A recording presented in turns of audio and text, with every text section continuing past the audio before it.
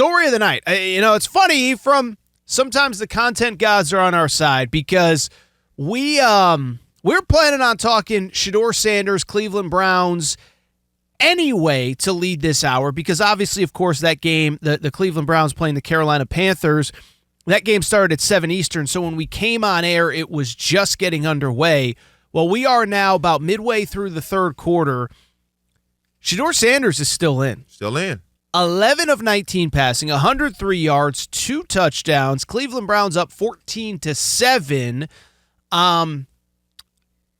Listen, I'll say this is, it kind of stinks on social media. Not that social media is a reflection of anything, but the people that thought Shedeur was going to be good, everybody's really happy. The people that said he isn't going to be good are saying it's the preseason. It doesn't mean anything.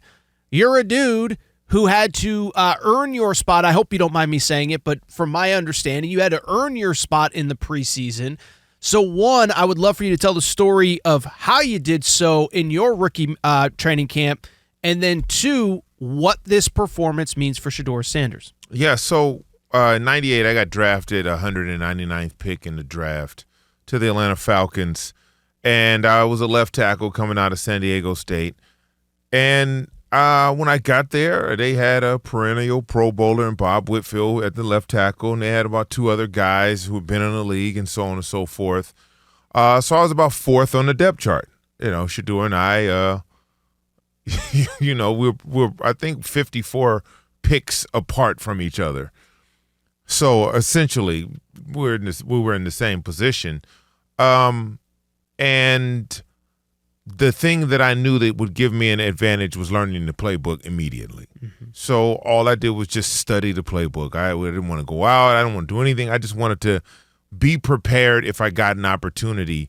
And Art Shell would call young players up to the board and have them periodically draw plays to see if they were grasping the offense. And so whenever I had my chance to do that, I wouldn't just draw what the offensive line did. I would draw what the running backs did. If it was a pass play, I would draw the routes and the depth of the pocket, all of those things. And it kind of made them look at me like, okay. And so the first couple of weeks in training camp, I'm stuck over there in the log jam at left tackle. Our right tackle gets hurt, pulled his groin, so he was out for some time. And so he moved me over to second string right tackle. Mm-hmm. And what that did was it gave me more reps and it gave me more playing time in the preseason. And so just doing that and battling in the preseason, I hadn't really played right tackle, but I was figuring it out. And it came down to the final preseason game when that starter was back from injury, Corey Lucci. He was a free agent, came over from Buffalo. And Art came over on the sideline and said, hey, I think we were playing the Bengals that game. He said, hey, Ephraim, Corey, you're going to start. Ephraim, you play the second quarter. Corey, you play the third. Ephraim, you play the fourth. And whoever plays the best starts opening weekend. He said that right He to said both it right on the field, right there. He put on the table what you were playing for. So we wouldn't be confused. Wow. Okay. He said, whoever plays the best is our starter opening weekend next week. Wow. That was it. And so I remember watching that first. Normally, when you're not in, you got your helmet off. I had my helmet on and my chin strap buckled and my mouthpiece in the whole first quarter. And I was just chomping at the bit to get an opportunity. Yeah. And went out there, and I literally put it all out there. Had no idea how I played. I knew I played hard. That next morning, we're going down. Our training camp was in Swanee, Georgia, and we stayed at the Falcon Inn in Swanee, Georgia. And I was coming down from the hotel, and Corey was walking up, and I was like, what up, Corey? And he just walked past me. I didn't think nothing of that. I went and got something to eat. We got in the training room, whatever, and then we had a team meeting. They had made final cuts, team meeting, so I'm sitting in a team meeting, and I'm in there, and I'm like, oh, snap. Corey went up to the room. I'm going to go get him because he's going to be late for the meeting. And when I got up, Art looked at me and was like, come here. He was standing outside. He called me and said, hey, look, we just cut Corey. Wow. Congratulations. Wow. You the starter next week at Carolina. Tell you two things. Don't be afraid to be successful, and don't go out there and beep down your leg. And I was like, okay. And going on the road my rookie year to Carolina to play against Kevin Green, somebody I had been watching for a decade, plus destroy offensive linemen. I had a tough opening game. I mean, I think I gave up 2 sacks, but we won. And Art, I was sitting in the locker, and Art said, hey, man, congratulations. You won your first NFL game. And I was like, okay.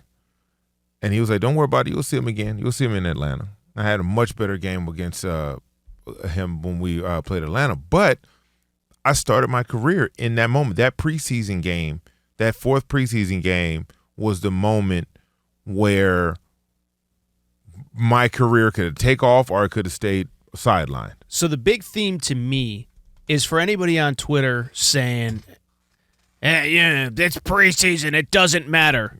Your response would be what? It matters. It matters more than you know.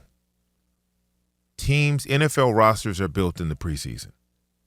They're not built in training. They're not built in OTAs or during the year.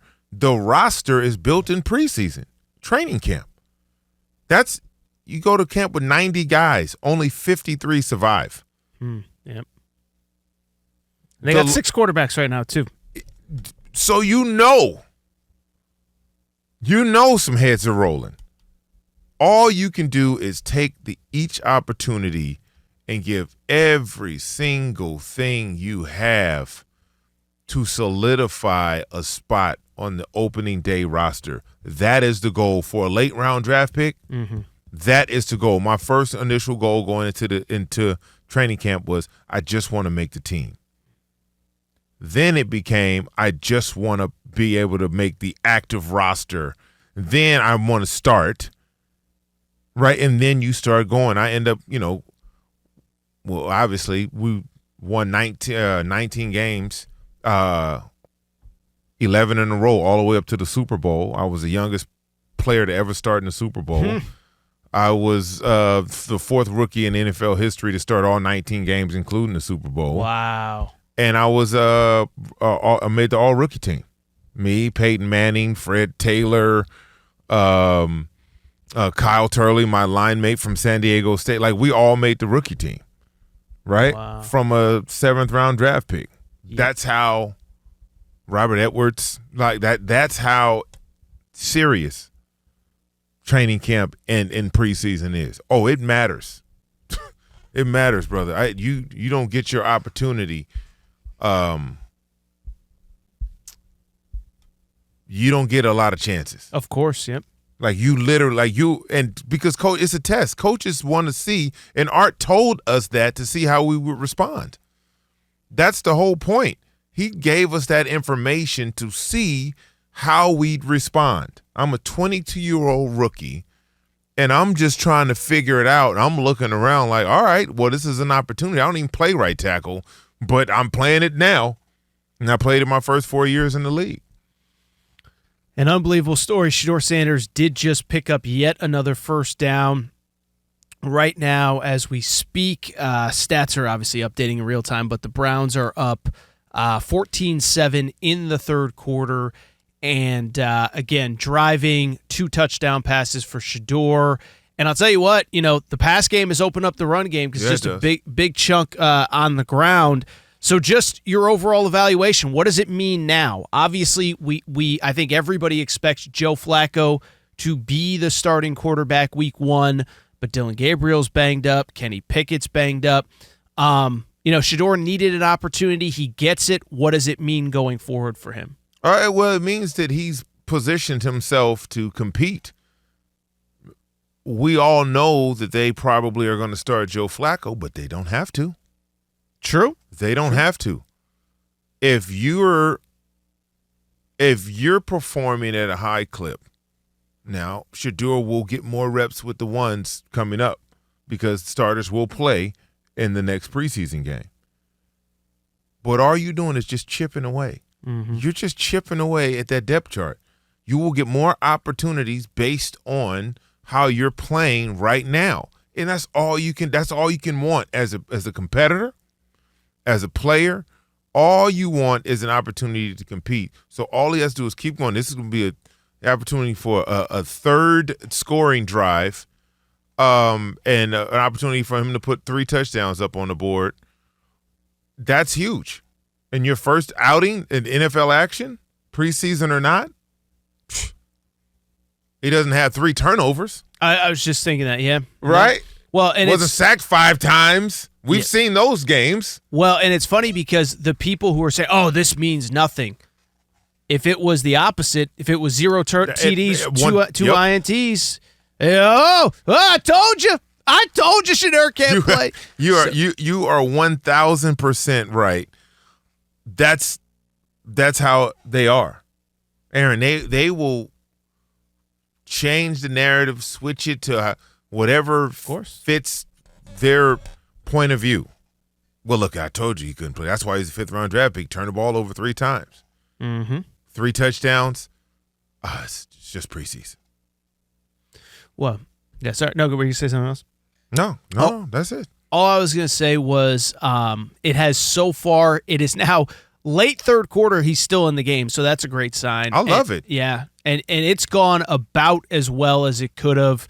I'll let you break down the film, in a more detailed way. I mean, missed throw early, but looks like hypothetically could be leading them on another touchdown drive, as he has led the Cleveland Browns on a 3rd touchdown drive. They are now up 20-7, extra point pending late in the 3rd quarter.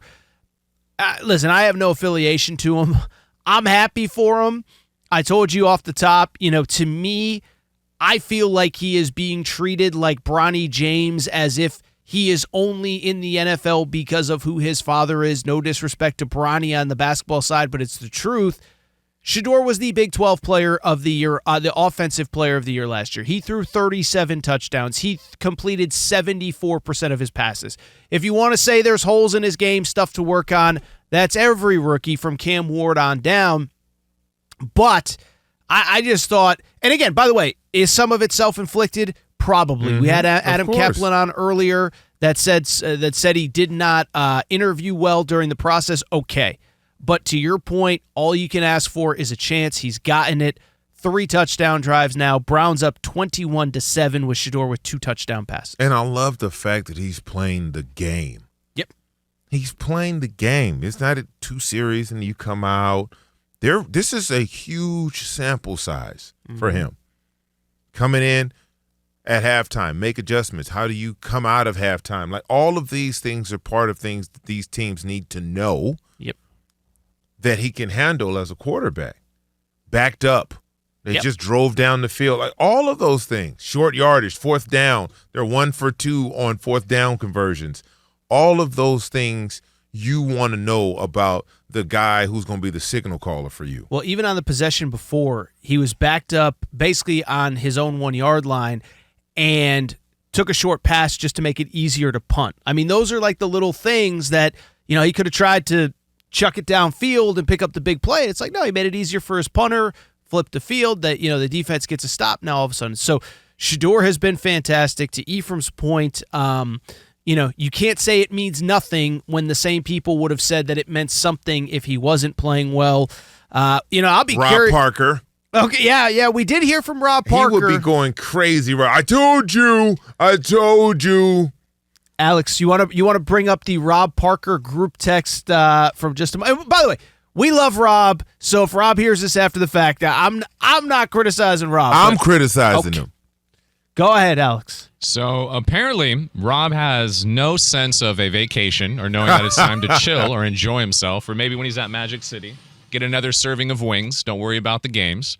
He texted us in the group chat, and I quote, "Apparently, Sanders just won the Super Bowl. Too much made out of a first preseason game. I refuse to be a part of it. Hashtag Tim Tebow 2.0. That's just a ridiculous take. Rob Parker's crazy, man. He's crazy. Because, to your point, Aaron, if Shedeur had, instead of 2 touchdowns and 3 scoring drives, if he had 2 turnovers and missed opportunities and missing throws, that's all he would be talking about. Mm-hmm. And I couldn't reply, it was just preseason.